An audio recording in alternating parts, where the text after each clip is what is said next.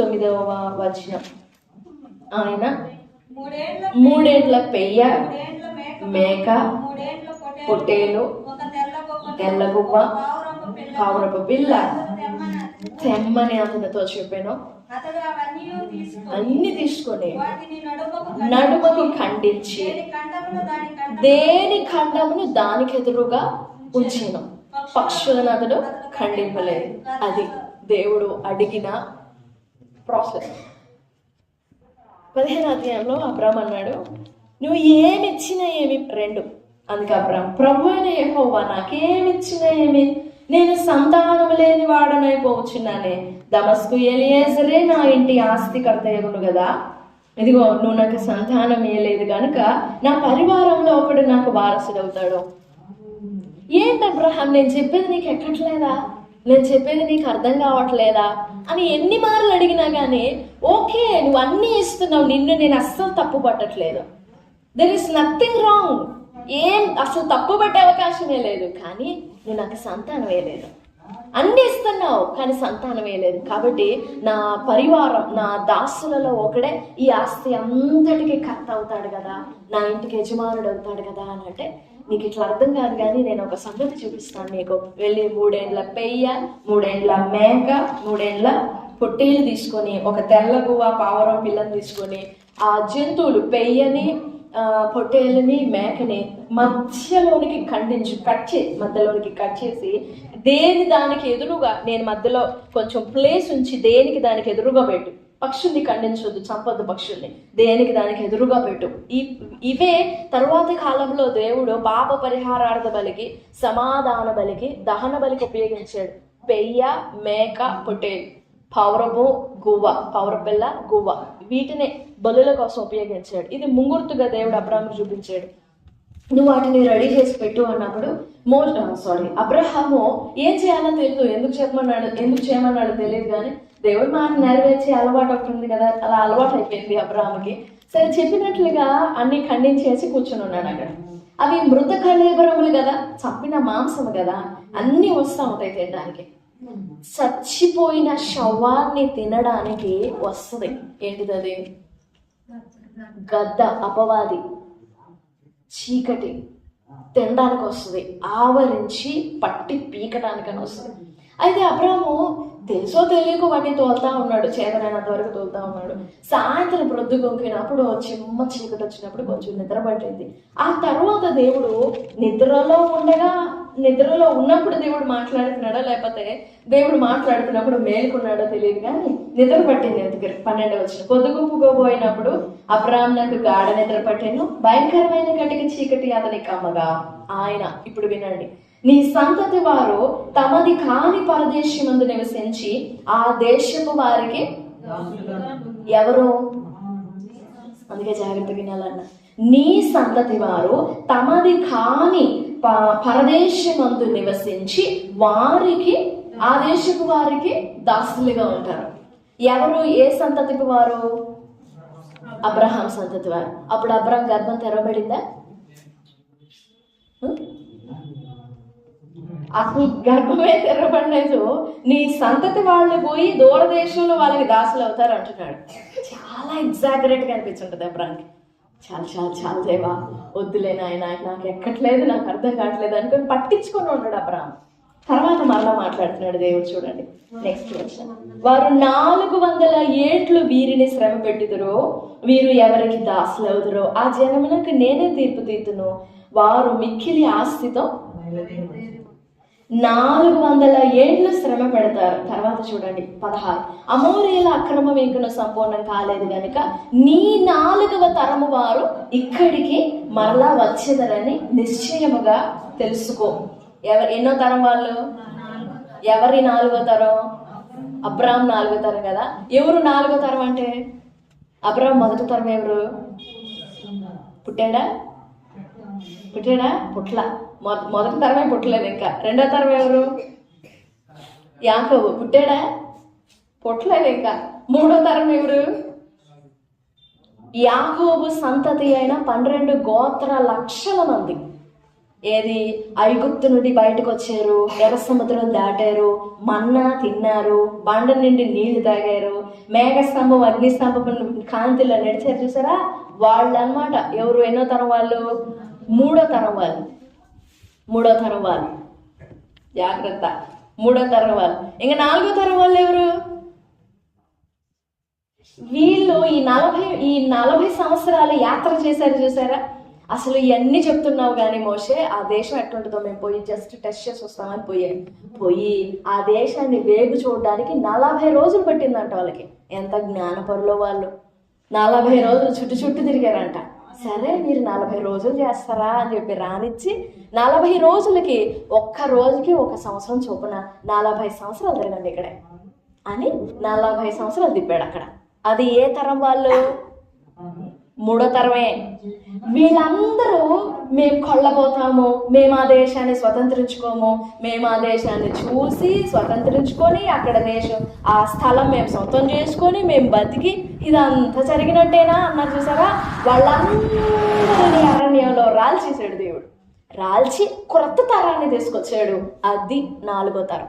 యోర్దాను నీళ్లు దాటారే, యోర్దాను నది దాటారే, వాళ్ళు 4వ తరం. ఎరికో కోట గోడలు ఎక్కి కూల్చారే, వాళ్ళు 4వ తరం. ఇంకా తర్వాత ఇవన్నీ 4వ తరం. దేవుడు ఏమంటున్నాడు అబ్రాహాముతో? నీ 4వ తరం వారు ఇక్కడికి నిశ్చయంగా వస్తారని నువ్వు తెలుసుకో. ఫస్ట్ తరమా చూడలేదు, 2వ తరమా చూడలేదు, 3వ తరమా చూడలేదు, 4వ తరం కూడా చూడలేదు. అసలు ఏం డీటెయిల్స్ ఏం లేవు. నీ 1వ తరం కాదు, 2వ తరం కాదు, 3వ తరం కాదు, 4వ తరం నువ్వు తెలుసుకో అని చెప్పి ఆ తర్వాత క్రింద వచనం చూడండి, 17వ వచనం. మరియు ప్రొద్దుగురుకి కటిక చీకటి పడినప్పుడు రాజుచున్న పొయ్యియు అగ్ని జ్వాలయును కనబడి ఆ ఖండముల మధ్య, జాగ్రత్తగా చూడండి, ఆ ఖండముల మధ్య నడిచిపోతున్నప్పుడు ఆ ఖండములు కాలిపోయినాయా? చూడండి, నడిచిపోతున్నప్పుడు ఆ ఖండములు కాలిపోయినాయా? బాగా చూడండి. కాలినాయా? కాలేదా? మరలా చదవండి ఆ మాట. 17. మరియు ప్రొద్దుగూకి కటిక చీకటి పడినప్పుడు రాజుచున్న పొయ్యియు అగ్ని జ్వాలయు కనబడి ఆ ఖండముల మధ్య నడిచిపోయి. ఇప్పుడు చెప్పండి, రాజుచున్న పొయ్యి అంటే మీకు అర్థం కావడానికి రగులుకుంటున్న మంట. ఏది కట్ చేసినా రగులుకుంటా ఉంటుంది. అది కొంచెం గాలి, మంచిగా గాలి, ఏది ఇనఫ్గా గాలి తగులుతున్నప్పుడు మంట ఎలాగ రైజ్ అవుతుంటుందో, మనం రగిలించినట్లుగానే పెరుగుతూ ఉంటుంది కదా, అలాగా రాజుకుంటున్న పొయ్యిలాగా, అగ్ని జ్వాలలాగా దేవుడు ఆ ఖండముల మధ్య నడిచిపోయాడు. మరి అలా రాజుకుంటునేటప్పుడు, అలా రగులుకునేటప్పుడు ఈ ఖండాలు కాలిపోలేదా? ఈ ఖండాలు, అదే ఆ మృత కళేబరాలు, ఆ జంతువులు కాలిపోయినాయా? కాలిపోలేదా? Our God is the burning fire. మండుచుండే అగ్ని.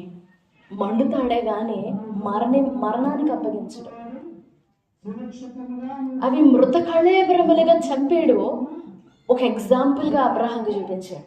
నేను ఈ అగ్నిలాగా నడిచిపోతున్నాను కదా, నా మీద ఒట్టు అబ్రహాం, నేను 4వ తరం వాళ్ళ దగ్గరికి వస్తాను, 4వ తరం నా మీద ఒట్టు. దేవుని వాగ్దానము, దేవుని మాట యొక్క తీవ్రత, ఒక విశ్వాసిగా, ఒక దేవుణ్ణి వెంబడించే వ్యక్తులంగా మనం ఎరగాలి. ఆ మాట యొక్క తీవ్రత మనం తెలుసుకోవాలి.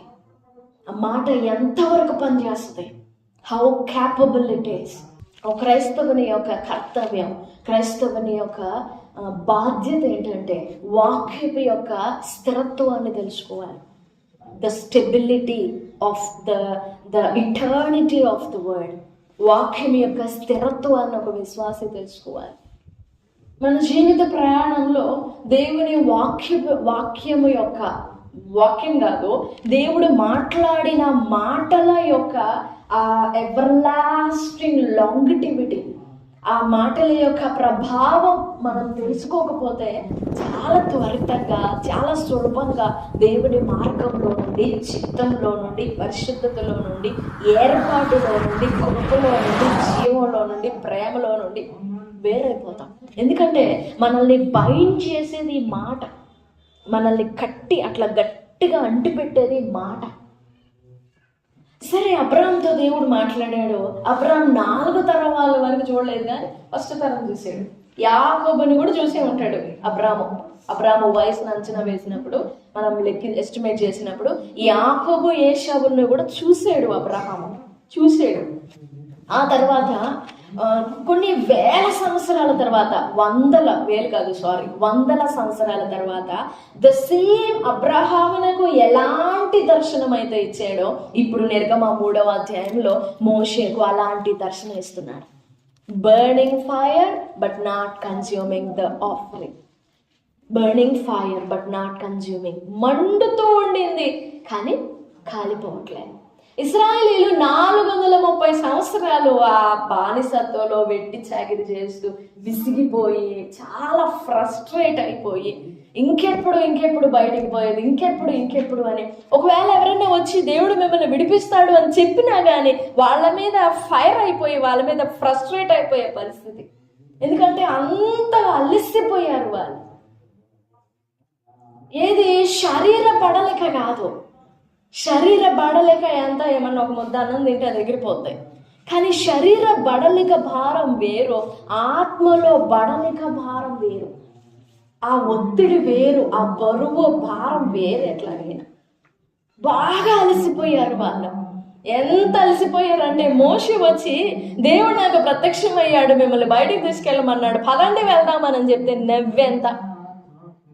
వాళ్ళు వెయిట్ చేస్తున్నారు, రక్షకుడు వస్తాడు, మా పితరుడైన అబ్రహాముకి దేవుడు వాగ్దానం చేశాడు, మమ్మల్ని ఇక్కడి నుంచి వాగ్దాన దేశానికి తీసుకెళ్తాడని విశ్వాసం ఉంది. కానీ when the action takes place, they can't believe that and they can't live up to that.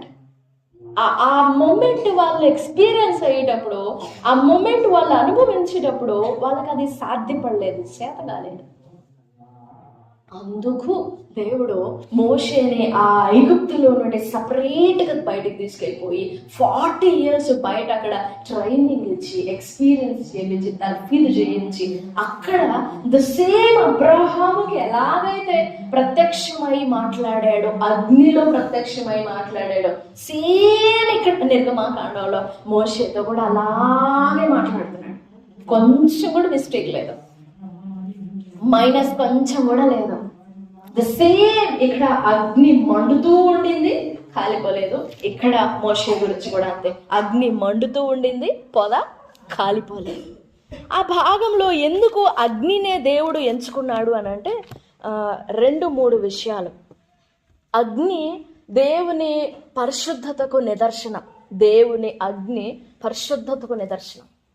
కానీ ఇప్పుడు మోషే చూస్తున్న ఈ దర్శనం మాత్రం ఆ చెట్టు కాలిపోవాలి, ఆ చెట్టు బూడిదైపోవాలి, సెకండ్స్లో బూడిదైపోవాలి. కానీ అది కాలిపోవట్లా. ఎందుకంటే ఇప్పటి వరకు కాలిపోయి బూడిదైపోవడం చూశాడు మోషే. సో రోజుకి ఎన్నో పనులు చూసుంటాడు మోషే. కానీ ఇప్పుడు చూస్తున్న ఈ అగ్ని మాత్రం కాల్చట్లేదు, అది నాశనం చేయట్లేదు, మరణం తీసుకురావట్లేదు. దేవుని పరిశుద్ధత ఆ అగ్నిలో గుండా మోషేకు దేవుడు బయలుపరిచాడు. 430 సంవత్సరాల తరువాత కూడా అబ్రహాముకు దేవుడు చేసిన వాగ్దానాన్ని దేవుడు జ్ఞాపకం చేసుకొని మోషేకి చెప్తున్నాడు, మోషే, ఆ రోజు నేను అబ్రహాముకు చెప్పానే, అగ్నిలో ప్రత్యక్షమై మాట్లాడానే, నేను ఇంకా కాలిపోలేదు మోషే, నేను ఇంకా చావలా, బతికే ఉన్నాను. బిలీవ్, నేను కాలిపోలేదు, నేను బతికే ఉన్నాను అని మోషేకు ప్రూఫ్ చూపిస్తున్నాడు దేవుడు. నేను కాలలేదు, నిన్ను కాలనివ్వను. నంబర్ 3, దేవుడు మోషేకి ఎందుకు ఆ అగ్నిని చూపిస్తున్నాడు అని అంటే, తరువాతి కాలంలో ఇశ్రాయేలీలు, ఏది మోషే పాలనలో, మోషే నాయకత్వంలో ఇశ్రాయేలీలలో ఉండిన చెడుగు 430 సంవత్సరాలు వాళ్ళలో పేరకపోయింది కదా, అవిశ్వాసము, అవిధేయతో, చీకటో, అపవిత్రత ఇవన్నీ పేరుకొనిపోయినాయి కదా. ఈ అపవిత్రత అంతటిని కూడా మోషే కాల్చివేయాలి. మోషే కూడా ఈ పొద మండుచూ ఉన్నట్లు, పొద ఆ చెట్టు కాలిపోనట్లుగా మోషే కూడా మండుతూ ఉండాలి ఇశ్రాయేలీయుల కొరకు. వాళ్ళ అవిధేయతలు చల్లారేంత వరకు, వాళ్ళ అవిశ్వాసం చల్లారేంత వరకు, వాళ్ళ అపవిత్రత శుభ్రంగా తొలగిపోయేంత వరకు మోషే కూడా మండుతానే ఉండాలి. కానీ వల్లగాక అలసిపోయి కాలిపోకూడదు. ఇది మోషే జీవితంలో దేవుడు మోషేకు అగ్ని ప్రత్యక్షత ఇవ్వడానికి కారణం. దేవుని అగ్ని రెండు చెప్పాను కదా. ఒకటి మనల్ని మండించాలి, ఏది పరిశుద్ధత కొరకు మండించాలి. రెండు మనల్ని కాల్చాలి. మనలో అపవిత్రత, మనలో ఏదన్నా రహస్యపు క్రియలు, దేవునికి హేయమైనవి, దేవునికి ఇంపు కానివి, దేవునికి అయిష్టమైనవి, వీటన్నిటిని కాల్చాలి. నువ్వు నేను ఎంత కాలిపోతామో, ఎంత కాల్చబడతామో అంత మండుతాం. నువ్వు మండాలి అంటే ఫస్ట్ నువ్వు కాలాలి. దేవుని అగ్నిలో నువ్వు నేను కాల్చబడాలి. That is the first encounter మోషేకి. అది ఒక రెవల్యూషన్ మోషేకి. అంతే, అప్పటి వరకు మర్చిపోయినట్లుగా, ఏమి గుర్తుకు లేనట్లుగా, మొత్తం స్టాప్ అయిపోయినట్లుగా ఉంది మోషే జీవితం. ఎంటీగా ఉండేది మోషే జీవితం. ఎప్పుడైతే ఈ అగ్ని ప్రత్యక్షత కలిగినదో మరలా మండుకుంది. ఇక్కడ మండిన మంట ఏది తను చనిపోయేంత వరకు కూడా సత్తువ, దేహంలో సత్తువ తగ్గలేదు, కళ్ళల్లో సత్తువ తగ్గలేదు, బాడీ మండుతూనే ఉంది. అంతే. ఇక్కడ స్టార్ట్ అయిన మంట, ఇక్కడ స్టార్ట్ అయిన అగ్ని. నిజంగా నువ్వు నేను అలా మండుతామా? అలా మండాలని కోరుకుంటున్నాడు దేవుడు. మండాలి అంటే కాలాలి. కాలిపోయినది కనపడాలి నీకు. ఏ విషయంలో కాలిపోయినావు, ఏ విషయంలో కాలాలి, ఎక్కడ బూడిదుంది, ఎక్కడ చెత్త ఉంది. అగ్ని యొక్క గుణం ఏంటంటే ఎక్కడెక్కడ చెత్త ఉంది ఆ చెత్త అంతటిని కాల్చేస్తుంది. ఇంకా మనలోని చెత్త కాలిపోవట్లేదు అని అంటే అగ్ని లేదు అని అర్థం. మనలో ఇంకా చెత్త సంబంధమైన, ఏది నాశనకరమైన తలంపులో, ఆలోచనలో, స్వభావము, మనస్సు, క్రియలో, ఆలోచనలో, ఊహలో, చూపులో, ధ్యానాలు అవి ఇంకా మనలో కనబడుతున్నాయి అని అంటే దాని అర్థం మనం ఇంకా మండలేదు, మనం కాల్చబడలేదు, అగ్ని క్రిందకు రాలేదు. మనం మోషే చేసిన పని అదే. ఆ పొద మండుతూ ఉండింది కానీ కాలిపోలేదు. అడుగులు ముందుకు వేసి ఆ పొద ఎలా కాలిపోలేదు నేను వెళ్ళి చూడాలి. ఎందుకు కాలిపోవట్లేదు అది, ఎందుకు కాలిపోవట్లేదు అది, ఎందుకు కాలిపోవట్లేదు అది, ఏంటి కారణం ఏంటి, నేను వెళ్ళాలి దాని దగ్గరికి అని వెళ్ళాడు. దగ్గరకు సమీపించాడు. అప్పుడు మాట్లాడాడు దేవుడు, మోషే మోషే అని. దూరం నుండి తొంగి చూసినంత వరకు దేవుడు పిలవాల మోషేని. దగ్గరకు సమీపించి అడుగులు ముందుకేసినప్పుడు అప్పుడు పిలిచాడు, మోషే మోషే మోషే. నీవు నేను కూడా దేవుని అగ్నిని సమీపించాలి. దేవుని అగ్నిని సమీపించాలి. దేవుడు దహించు అగ్ని అయి ఉన్నాడు. కాలిపోకూడదు. ఏది మన జీవితాలైతే కాలిపోవు, కానీ మనలో ఉండిన అసహ్యమైనవి మాత్రం కాలిపోవాలి. అసహ్యమైనవి, మలినమైనవి, మస్టు. బంగారమును అగ్నిలో వేసినప్పుడు బంగారం కాలదు, కానీ దాంట్లో ఉన్న మురికి, మస్ట్ ఎక్కడెక్కడ ఉంటుందో, సన్న రంధ్రాలు ఎక్కడ ఉంటుందో మొత్తం కరిగిపోతుంది. అలా కరగనివ్వాలి, అలా కాలాలి దేవుని అగ్నిలో. అప్పుడు మండుతాం. వాళ్ళు అన్నారు కదా ఎంఐ మార్గంలో, ఆయన మనతో మాట్లాడుచుండినప్పుడు, ఆ మాటలు మనం వినుచుండినప్పుడు మన హృదయములో మనలో మండుచుండలేదా? మాటలు మండిస్తాయి, దేవుని మాటలు మండిస్తాయి. ఆ రోజు అబ్రహాముతో మాట్లాడిన ఆ మాట మోషే కాలానికి దేవుడు చెప్తున్నాడు, నేను ఇంకా కాలిపోలేదు మోషే, ఆ అగ్ని still burning, I'm not consumed, I'm still burning. మోషేతో మాట్లాడిన ఆ దేవుడే ఈ రోజు కూడా మనతో మాట్లాడుతున్నాడు, బర్నింగ్. నేను ఇంకా కాలిపోలేదు, నేను మండుతూనే ఉన్నాను. ఆయన వాగ్దానాలైనా, ఆయన మాటలైనా, ఆయన ప్రమాణాలైనా అవి అగ్ని. అగ్ని, అవి కాలవు, మండుతూనే ఉంటాయి. ఈ అగ్ని అయిన ఈ మాట నీలో నాలో నెరవేర్చబడాలి అని అంటే మనం కూడా అలా మండాలి, తో కలిసి మండాలి.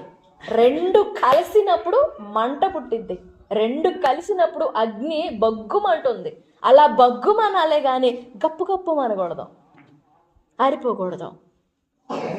ప్రభు సన్నిధిలో వేడుకుందాం. ఒక క్రైస్తవుడు దేశాన్ని మండించాలి, ఆర్పకూడదు. ఒక్క మనిషి మండితే ఎంతమంది కాపాడబడ్డారో చూడ. నువ్వు నువ్వు నువ్వు నువ్వు నేను మనందరం మండితే ఇంకెంతమందిని బ్రతికిస్తాం, ఎంతమందిని మండించగలం? నీ మంట ఇతరుల్ని తాకాలి. మండిస్తాం? అలాగా మండిస్తామా? మన హృదయము చాలా చెడ్డదండి, ఘోరమైన వ్యాధి కలిగింది.